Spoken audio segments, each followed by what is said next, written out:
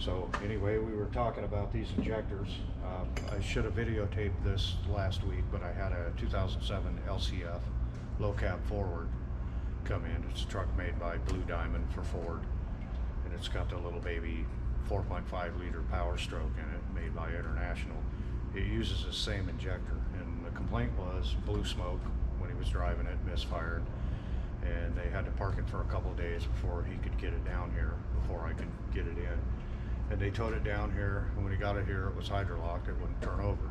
So first thing I checked was the coolant level, just make sure the coolant level wasn't low, and it wasn't. And I wanted to make myself feel all warm and fuzzy, so I popped the pipe off of the back of the EGR cooler to make sure it wasn't leaking, and it was dry as a button. So I whipped start pulling the glow plugs out of it and barring it over by hand, and I found cylinder number 3, completely full of fuel. So and I noticed he had just bought the truck, but I did notice it had brand new injectors in it. They were all shiny and pretty, and the harnesses, they were brand new.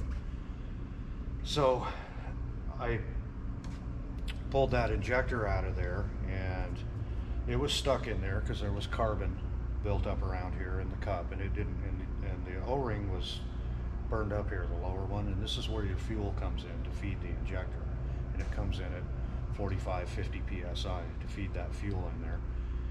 And so basically what was happening is it was leaking fuel right into the cylinder, and you always want to know why, because it appeared to be torqued.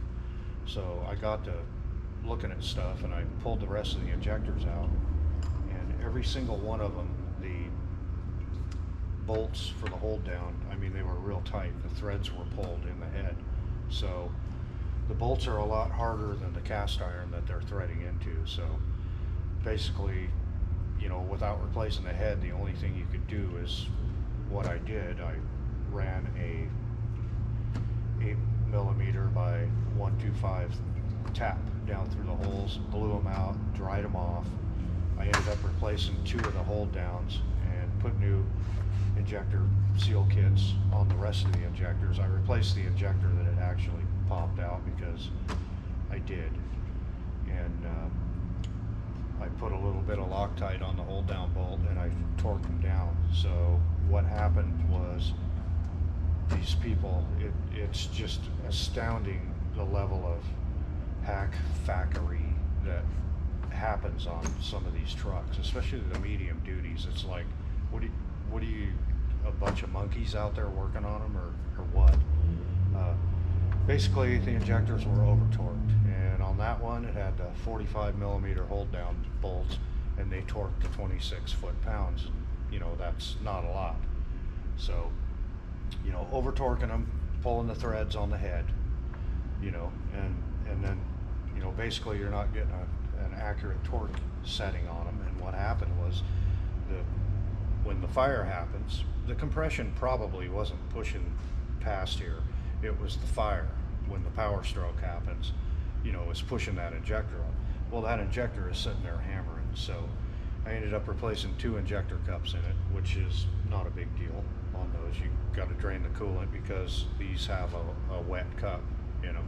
There's coolant around them to keep them cool, keep this part of the injector cool. So 2 cups, I replaced 2 of the hold downs and 1 injector, and re-O-ringed the rest, and did what I told you I did on the rest of the bolts. Cleaned them out with a tap and blew them off, and then put a little Loctite on them. So I've had to do that in the past. It works, as long as somebody doesn't put injectors in it again and over torque them. So anyway, I probably should have videotaped that because it was really interesting, but I didn't. There was a lot of what the WTF's going on, because it's just shocking and astounding that people do stuff like that. This isn't the space shuttle. I guess that's not a good example because that's old, but it's not rocket science. There's information you can go read. What's the torque spec? You call somebody, Google will tell you just about anything you want to know. So there's really no excuse for that. But anyway, I got the valve cover cleaned up for this one, and we're gonna put it back on there, start it up and ship it out the door. So we'll be back.